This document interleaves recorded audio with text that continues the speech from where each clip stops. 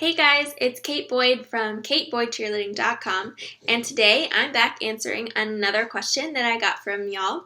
And today it's all about motivating your team or getting them out of that rut, where they just can't quite seem to get whatever it is that y'all are working on. So here are a few ways to sort of push them forward that at least I found helpful in our practices.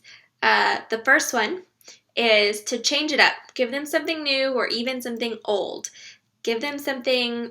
So this works in two ways. One, if you're having trouble learning something new already, go back to something you know and that you hit every time and make it better. Because sometimes when you're having trouble learning something, you forget that you know stuff. You just get so consumed with being bad at what you're doing right now. So go back, help them remember that, hey, I know stuff, and that'll really help them. And then second, if you give them something new, so this is for, you guys are working really hard on making your stunts perfect, right? Perfection before progression, so you want to make them great. But they're just kind of getting a little bit bored. Give them something a little bit new. Throw a new twist in there. Not necessarily a literal twist, a twist on the skill. And you'll start to see them sort of fire back up. They'll get a little bit more excited about learning something new. And again, if you have a hard time with that, go back to the stuff you already know. Second way to motivate your team is to reframe the situation. This is a communication thing, but I have found it to be extremely helpful with my own squad.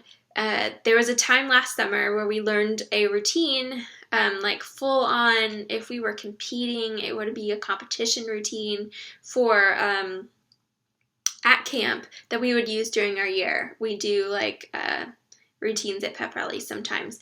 And there was a pyramid, and all of the parts were parts of things that we already knew how to do. But somehow when we put them together, it was not happening. And I think it's because the girls were just getting so overwhelmed at the hugeness that this pyramid seemed to be, but really it was stuff that they already knew how to do and should be able to do no problem. So we sat down for a few minutes and I said, guys, think about it. Let's just walk through this pyramid. What happens first? There's preps. You guys all know how to do preps. What happens next? There's a couple of you that do deadman drops. Perfect. You know how to do those. You're doing them great. Next, and then there's other girls who do sponge tosses. You guys have done that a million times. And then, and then we reload into liberties and preps. Now, you guys all know how to do those things. So start taking it one skill at a time instead of thinking about the whole sequence all at once.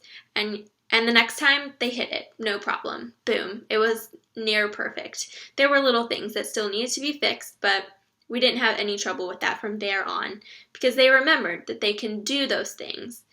They just haven't done them in that order before, and now they can. Another thing you can do is to create a competition.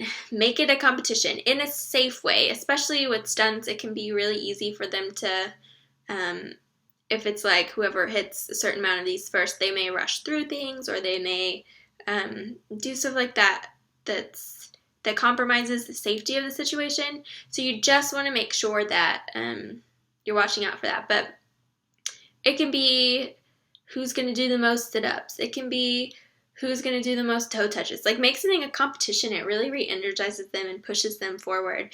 And even make it a long-term competition. Give it a few weeks. Who's going to do the most of this, or who's going to have the best this, or the most improved that, whatever it is. You would be surprised how much a little bit of competition really puts some wind in their sails. Lastly, create a reward for something, or even a consequence for something. And this could be part of the competition, the winner of such and such gets this. Or it can be whoever, so this is, for everyone, if they do this, whoever turns in their form early, tomorrow, instead of next week when it's due, gets a merit or gets to skip conditioning for 3 days or whatever it is. Make it something that they want. Make it something that's good and make it and stick to it. Make it fairly easy. It doesn't need to be super complicated, but make sure it's an outcome that you actually want. Don't do a reward for the sake of a reward.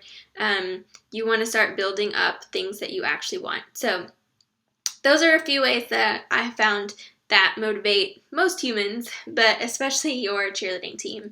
So to change it up, give them something old or new, depending on what they're struggling with, reframe the situation, create a competition, and create rewards and consequences for things. So if you enjoyed this post, then you should head on over to kateboydcheerleading.com, find more great tips to help cheerleading coaches find the credibility they need to be the heroes that they want to be, and subscribe to this channel. Thanks!